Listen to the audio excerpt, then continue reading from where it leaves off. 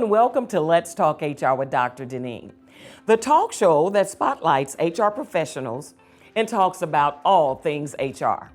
On today's episode, we're talking about something that is absolutely vital to the health of any organization. That is investing in the development of leaders. Leadership doesn't just happen, it's cultivated. And when companies make that investment, it impacts everything: sustainable success, employee morale, and the overall culture of the workplace. Now, to help me unpack this important topic, I am joined by my guest, Brian Poindexter, HR coach, facilitator with Performance Point LLC. Brian is experienced, and he's an experienced leader who has seen firsthand the value of leadership development and in building stronger teams and driving long-term success. He brings insight, practical experience, and a passion for developing leaders at every level. How are you today, Brian? I am doing well. Thank you so much for having me. Well, I am so glad that you're here today. So we're going to dive right in. Okay. So can you share with us a bit about your leadership journey and what development has meant to you? Oh, it's a tough question because I just had a birthday yesterday. So Happy birthday! That's a lot of years. I don't know how much time you have as far as my journey, but I'll say this. I've had an opportunity to be able to work in a lot of different industries. What I'm most proud about is having that opportunity to work in service industries, work in the warehouse, to work in medical records. Okay. I've had so many different things and so many different people to come across. Mm-hmm. My leadership journey, I call my people journey. Okay. I got a chance to learn people. There are different people that have had different jobs, different situations. And everybody that's out there knows too, if you've ever started at the bottom and worked your way up, you get a learning for what people need, what they don't need, what works and what doesn't work. Yes, so being a leader for me was that journey of learning about people. And I'm still doing that today, right? We're still learning about people, still figuring it out. So when I learned about what we can do to be able to harness that and build into that, it really is about developing leaders to have a skill set. Leadership is not just something that's given by a title. Right. Leadership is something that is actually you're building. It's something like a toolbox that you constantly put things into to make sure that you can help and develop people. Hey, listen, I like that. It's a toolbox, building people, building better workplaces. So in talking about leadership development, when we're talking about investing in leaders, what does that mean? Is it training? Is it mentorship? Is it coaching? Is it all of the above, or is it something else? I think you answered it right. It's a little bit of all of the above. Okay. It's a mixed bag. And I love that you brought up the training and the coaching and the mentoring, but the part that we normally leave out are the two biggest ones, which are time and actually money. Okay, time and money. If you're going to invest make a difference, in your leaders, you have to be able to show that, hey, I'm going to put my most important resources into you. And we all know that when somebody does something for you or gives you something out of the most important thing that they have, that's when you feel invested in, that's when you feel like that you're here for me too, right? So investing is not just about sending them to a course or having somebody to come in and have a one-time conversation with you and then it's okay. Right. It really is investing in multitudes of time, multitudes of effort. And once you do that, then they'll want to give it back to you, right? That's the pay it back and pay it forward thing that you want to build with development. Well, you know what? It is paying it forward. And it sounds like that it's intentional. It's something that leaders have to intentionally do in order to make their leaders successful. Absolutely. And so when we're talking about leadership development, some companies, we'll find, they think that leadership development is nice to have instead of a must-have, right?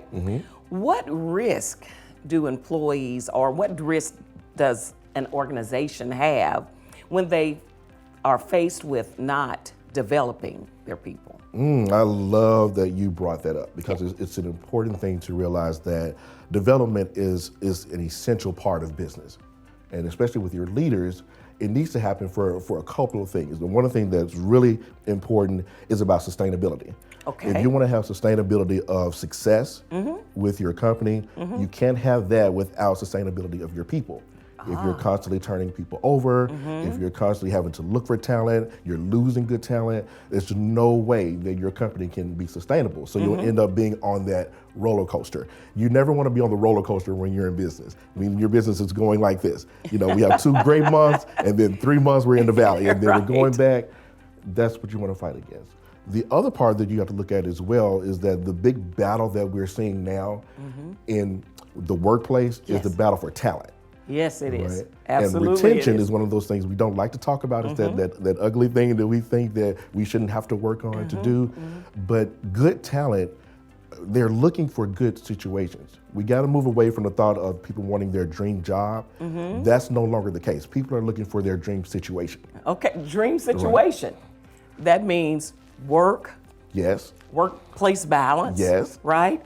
That means opportunity. Absolutely. Right? And it means their overall well-being. Correct. Absolutely. Correct. Yeah. So gone are the days where people are looking for just the biggest paycheck. Now they're looking for the situation that gives me that holistic feel of I'm doing something that's fulfilling and I'm still living well. So when we are looking for that and we need to develop leaders, you want people to feel and your talent to feel like they're being sustained, that you care about me. And then the other part of that is talent begets talent. Right? Iron sharpens iron. Yes. You ever heard of that? Yeah, Yes. it does that. Yeah. So if you want to build your organization, I challenge you to make your talented people feel good, make your talented people feel like they belong, and then they'll get other talented people to want to come and belong to your company too. Hey, follow the leader. Right? Follow the leader. Yeah. So when we talk about leadership development, you know, it's that term. Oh, what does it entail? Tell me what a leadership program looks like. What's the framework in that? Okay. Okay. And you said the key word, which is framework. Yes. That's the part that normally gets left out when we're starting to do any type of strategy, especially when it comes around development, because we think it's just, again, just sending somebody to a course and then that's it, or giving somebody a handout and saying, learn this or figure this out. Yeah. No, you have to create a strategy around development. Okay. Yes. And the first part of a strategy for development has to be around assessment. I know people don't like to have assessments and we don't like for people to look at how we're doing what we're doing, but you can't build on something or correct something if you don't know where you are currently. Right. We can't be afraid of that conversation of maybe we're not doing this correctly or maybe we're not quite on top of our game when it comes to developing our leaders. And then we need to know where our leaders actually are. You have to know what they know. You do. How can I develop you if I don't know if where I don't know what you know, if I don't know what you're doing, right? So we have to do that. So we have to look at those ways of building strategy around knowing what you have, right? And then the next part is knowing where you want to go with it. Right. What do you want from your leaders? If you are only wanting your leaders to be taskmasters, right, or just people that direct only, right, there's no vision to that. There's no mission to that, and then it creates churn. When there's an actual vision and what we want to move toward, then we know how to path our leaders towards where they'll be the best they can be. And the last part is don't build a strategy based on keeping your leader. I know that goes against what we were just talking about. Oh, you got to talk about that. But it doesn't. Yeah. Because what you do is when you're developing a leader's skill set, you're developing them for life. It's not just for your job. Right? Okay. So if I can make you the best person that you can be, I may not be able to hold onto you for the rest of your life. Life happens. You may have to move. Situations may happen. You got the new kid that you got to get a little bit more money for. So we have to do some different things, right? Yeah. So we have to be able to know that we're not building them just for us, right? It's not for keeps. It's for letting them know that I'm investing in you, right? And the cool part is that that's how you build loyalty. Yes. So even though you may be like, I don't want them to leave, well, that's how you keep them. It's helping them to feel loyal to your company, not holding them down so they don't ever leave you. Right. If that makes sense. Yes. So when you put that together, that's how you build that. So you make it open. Listen, I want you to be the best that you can be. Absolutely. And so I'm going to invest in you in doing so. And so people will stay when you develop them to leave. So that's awesome. Now you talked a little bit about retention. Okay. And you're talking about, helping them stay. So we talked a little bit about how leadership development impacts engagement and retention. What about morale? So if you think about yourself, right? Think about yourself even as a child. And whenever your parents had to chastise you, or they had to pull you back and say you did something wrong. The only way that truly worked for you is if you feel like that it was an investment in you becoming better. Yes. Right? Yeah. And that you hear me out. My dad is one of the biggest shapers of my leadership to this day. Wow. And the reason I say that is because every time there was a disagreement, or if he felt like that I didn't live up to what I needed to do, so on and so forth, or even if I erred in the way, his first question or first statement wasn't, "You did this wrong." It was, "Why did you do that, Brian?" So the question was why? And the moment he started asking the why, at first when I was younger, I would get a little scared of them. Like, I don't know, are you trying to trap me? Am I supposed to say what I was really thinking? And so we get a little nervous about it. But what I started to learn as I got older was he was actually interested. He wanted to know how I think. Okay. Right? Yeah. And then there were times where when he thought it was wrong, or he thought that I shouldn't have done that, but then when he heard me out, he was like, I can understand where you came from. Yeah. Instead of that, why don't we talk about what you could have done because of what you thought? Now it's collaborative. Ah, I love Right? that. So now Yeah. he's not chastising me. My father is working with me to make me a better person. And now it doesn't feel like that he's coming down on me. It just feels like that he's investing in me. Yes. And so when you start to think about it, as I got older, the thing that would bother me the most about interacting with my dad is to disappoint him. Ah. Why? Because I knew he had already invested in me and he was already giving me the tools. And that gave me choice. And that's a scary thing. Yes. Right? Because Yes. when you make a choice, it's yours. Yes. So I can't blame that on my dad, and I can't say that my mom or whoever, Right. Oh, they told me this thing, or they didn't tell me, they didn't prepare me. Oh, he absolutely prepared me. Yes. I had to make a choice. You had to make a choice. Right. And choices matter. Choices matter. Choices matter. So let's talk a little bit now about the effective ways a company can invest in developing their leaders. What's some effective ways? And they don't have to be long, drawn out programs, do they? Can they be short? Do you recommend leadership programs or leadership development in increments? What's best? So what have you seen to work the best? So you touched on something already, and we talked about it a little bit earlier too, when we looked at the kind of come in and come out situation, usually when we deal with development or training. Okay. Right. The one thing that you want to get away from is I get one shot of it and then I'm supposed to know and understand it. Okay. Right? Because that honestly doesn't work. We need to know, again, what they know. So if I'm doing any type of development with you, it needs to be something that's consistent, something that can be measurable as well. So if we are creating something that I want you to be able to learn this particular skill, I need to know what does that timeline look like, and then what's the expectations of that timeline, and then am I measuring how you're actually performing? Okay. If I'm not doing that, I'm doing somebody a disservice, and what you end up seeing is you see a lot of restarts. Somebody that will pick something up in the moment, and then life will happen or work will happen, and the next thing you know, it's either going away or you've forgotten about it or you're not quite as sharp, right? And then we go back to what we know. Right. The scariest thing you can deal with from a business standpoint, and even from a personal standpoint, is that when we get to places where we're uncomfortable, or if we get to the point to where we're not sure, we always fall back to the things that we actually know. Already know. Yeah. And a lot of times, especially in business, those are bad habits. They're not good habits. Okay. So that's why you have to have something continuous there, so that I am building on something, measuring something, right? And then there needs to be an end goal of what's in it for me. Right. We're afraid of that from a business standpoint because we think about it's supposed to always be about the logo. It's supposed to always be about the company. Yeah.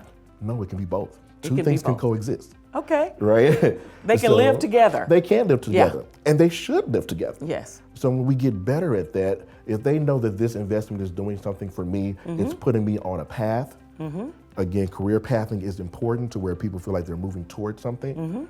When you feel like it's measurable, I'll always know where I stand, I'm always working towards something, that's when you get to the point to where people value their leadership too, because now it's a skill set and not just a skill. Okay. It's So a we have to skill be better set than that. that's continuous. Absolutely. That I know I'm going. Yep. And I know that my organization and my leaders believe in me because this is a continuous process. Right. That is so important. Okay, so we talked about the framework. Okay. We talked about how it could be, training, formal training, but we also want to talk about mentorship and coaching. Okay. How does that integrate into a good leadership development program? Coaching and mentoring. You're talking about my heart now. All right, hey. Because I'm a leadership coach, and that's something that I pride myself on. Okay. And the reason I'm so passionate about it is because at that point, it's that little bit of extra development that is personal.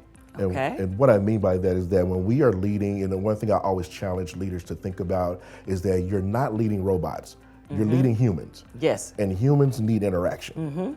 Humans need to feel like that they are talking to someone that sees them, hears them, feels them, understands them. Okay. Right? When you build those things up, you can only do that through a situation where you have one-on-one contact with someone where they can actually talk about what they're feeling, what they have experienced, so on and so forth.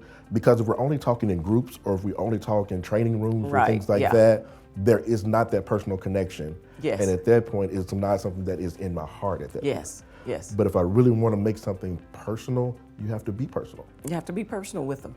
And you know what you find is that all of those things that you talked about, but you also, it gives the employee with a mentor the opportunity to ask questions and advice. Oh, yes. In a situation, in something that's happened that they've never dealt with before. And it's a safe space, safe place. There you go. Right? For them to talk about it and to learn. So it's okay to have formal training, but having that mentorship and coaching, it is what stretches the leader. Is that right? Absolutely. It's about the removal of pressure. Okay. The one thing, if you've ever been a leader in your life, you know that there is an inherent pressure, whether it's personal pressure on yourself to perform, or your individual contributors expecting you to perform, or your leadership expecting you to perform. Yes. Right? That's pressure all the time. Again, middle management is the hardest place to be in any workplace. Okay. Because you're getting it from all ends. Okay. Right? You as the individual contributor, you're expecting me to take care of you. Yes. I'm supposed to be in myself feeling like that I am being consistent, doing what I need to do, and making my bosses happy, so on and so forth, right? So that's the personal pressure. Yes. And then you have the person above you, Yes. or persons above you, that you have to make sure that you are following their leadership, so on and so forth. And also you have to manage up sometimes. You do. Right? So oftentimes you have to manage up. You do. You do. So the only way you can safely do that, to your point, is to have an outside source that doesn't have a skin in the game. Right. Yeah. Right? Yeah. Because that's what removes the pressure. So I, as your coach, I don't have a tie to the organization in that way. Right. I don't have a tie to you in that way. It's about the situation. Right. Tell me about what you're dealing with, what you're feeling, what's going on. This is what we can do to be able to help you at all levels to make you as effective as you can be. And also having that a bit of vulnerability that you can't necessarily have in the workplace. Yeah. Right. There's an air that you want to be able to have about yourself when you're in leadership, right? And the best place to be able to keep that intact is to be able to go somewhere else, meet with somebody, and I can be my vulnerable self. Right. I can talk about how hard this is, and this is tearing me up inside. Right. And then we go through that together. Yeah. And then by the time I get back to my direct reports or my individual contributors, I'm sane, I'm on point, and then I can do what I need to do. And even if I have to share with them my human side, I've practiced that with my coach.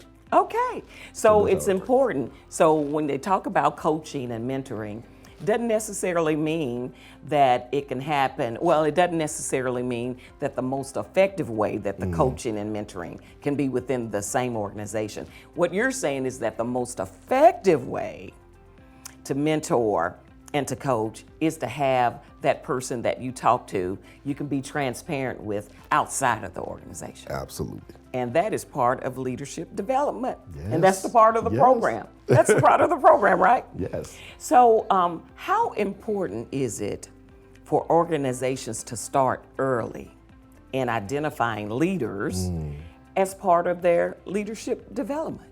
You identifying those leaders early in the game, hypos, they call them, high potentials, right? So how important is that in a leadership development program? That is paramount, right? When we think about leadership development, we always think about it from the point of, I already have the title, now I'm supposed to make you better. Leadership development starts way before that, right? Okay. And what I want to help a lot of companies to do and to see is that we need to get out of the old way of doing things to where we would promote people based on how well they did as an individual contributor. Yes. I'm really good at my job and I can really do this task or this skill really well, so that means I should move up. But then you leave out the skill set, which is how do I translate that to other people? Yes. How do I get them to know what I know and to perform like I perform or be close to it or work towards it? So if I'm looking for my new leaders, if I'm looking for the people that will be tomorrow's leaders, we have to go back to what we talked about earlier, which is assessment. I have to assess the people that are working, you know, in that area or that particular part of the company. And then I have to look for those transferable skills that are there. Yes. For them to be able to make a step from where they are now to where they want to go. The way that you do that is I have to be able to assess aptitude just as much as anything else. It's not just a skill, but how well do we learn? How well do we take things in and apply it? Knowledge is powerful. Applied knowledge is undefeated. Listen, you better call this guy if you need a leadership development program. And that is so important, filling in that gap, because you're so right. Most people are promoted because they were superstars in their role before. But transferring that superstardom into helping and assessing and getting them ready for leadership development, that's two different things. It really is. And we have to be careful of one other thing, is pushing people into places where they don't necessarily fit, right? Just because somebody is performing very well, top of the game, excellent, does not mean, first of all, that they want to be a leader. Yes.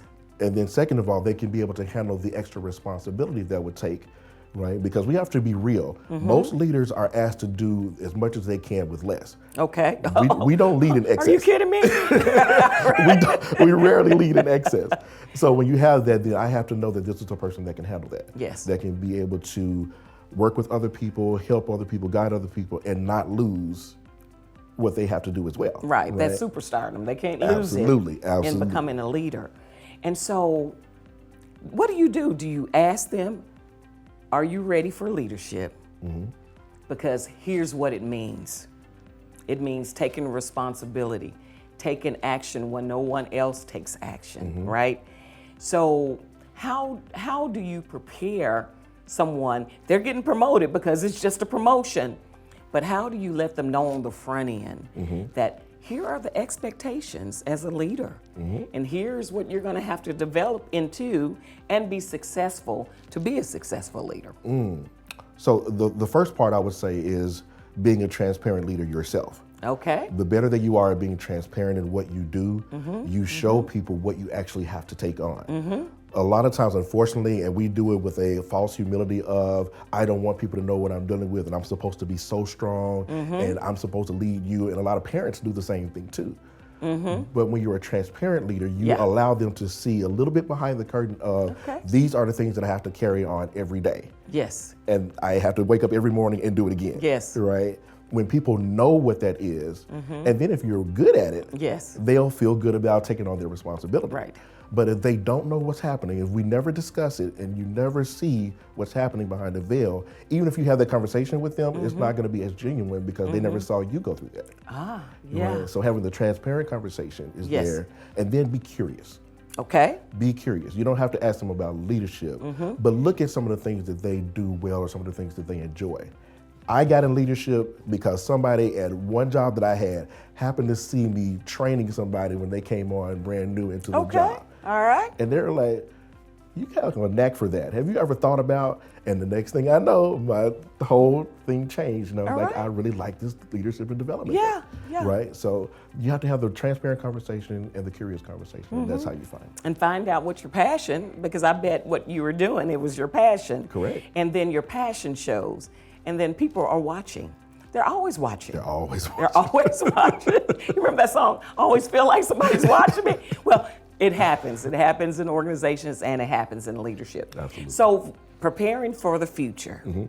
So with the new future that's going on, remote work, technology change, multi-generations, all of those things, what new skills should leadership development programs prioritize? Okay. So we'll get the easy one out of the way first. AI is there. We have to deal with AI. We have to talk about it. But what I do say is that I want companies to make sure that they teach it and use it as a resource and not a source. It's a tool. It shouldn't be guiding your organization. It shouldn't be making decisions for you. Yes. But it's an absolute great tool to be able to use, and everybody is going to be using it at some point. So don't get left behind. But also train them up on how to use it respectfully, to be able to use it to a way that is not overpowering. Right. But definitely a way that we're not left behind, right? So that's the first part. The second part of it is making sure that we're focusing on what they used to say back in the day is soft skills. Okay. Right? But that goes back into the curiosity and conversation and all that. For me, one of the biggest skill sets that I want leaders to develop is the ability to have communication. Yes. And I know that's an easy word to talk about. Yes. But communication is key. You have to be able to speak to people and to be able to garner information, right? To be able to disseminate things with articulation where people understand what you're actually saying. Yes. Right? And to read between the lines. All that's a part of communication. Okay. Right? Yes. So we have to practice that skill set. Nonverbal, verbal, all of that. It's something that needs to be developed and honed in because people are always changing. Yes. Right? It's always changing. We have to be able Things to deal with that. and you have to be able to transition into that. So let's kind of wrap it up with this. So what advice would you give leaders who want to take ownership of their own development? Okay. Even if their company, doesn't provide a formal program. What can people do in investing in their own development? For me, it's definitely seeking information. Don't be a person that waits on knowledge to come to you. So you need to find avenues. Some of those avenues may be, of course, we talked about it, mentorship. Yes. Mentorship doesn't have to happen within your company. Right. You can find people, even outside of your industry, that can be great mentors for you with working with people or finding out how to be the best person that you can be when you have other people depending on you. Yes. Right? Yeah. So definitely look into that and make sure that you're getting mentoring for yourself, right? Certifications are great. Yes. Get out there and really look at those areas of your leadership that you want to hone in on and get better, because again, that's that self-assessment there first of what I need to get better at, but then seek it and then get certifications. Those certifications may seem like they're inane, but they're not. They're not. Right? And it's not just a resume filler. Yes. It's a fulfillment filler. I feel like that I'm growing, I've gotten this, I practiced that, I learned that. And we all feel good about that, right? And When it's you're a kid. accomplishment. Yeah. It's accomplishment. It's like getting that gold star when you're in kindergarten, right? Like you got that gold star because I did that thing well. It still works when you're an adult. Well, I tell you what, you got to get the gold star. And to get the gold star for organizations is developing your own leaders. Thank you so much for coming today. Thank you. This has been outstanding, and I'm sure everyone has enjoyed you being here and what you have offered to the audience. Wow, we have been reminded that leadership development isn't just about building skills, right? It's about building people. When organizations invest in their own leaders, they're also investing in stronger teams, higher morale, and long-term success that can weather any challenge. So for those watching, remember, leadership is not just a title, it's a journey. And the more we support and grow our leaders, the more sustainable and thriving our workplaces become. Be sure to watch a new episode of Let's Talk HR with Dr. Deneen, the first of every month on the YouTube channel of the same name, and on Comcast Xfinity Channel 17 and 1091, Monday nights from 8 p.m. to 8:30 p.m. Please note, you can watch Let's Talk HR with Dr. Deneen and prior episodes at any time. Go to YouTube and type in the talk show title. Be sure to subscribe, no fee, and click on the notification bell. This is HR TV. I'm Dr. Deneen, and I want to talk HR with you. HR forever. See you next time.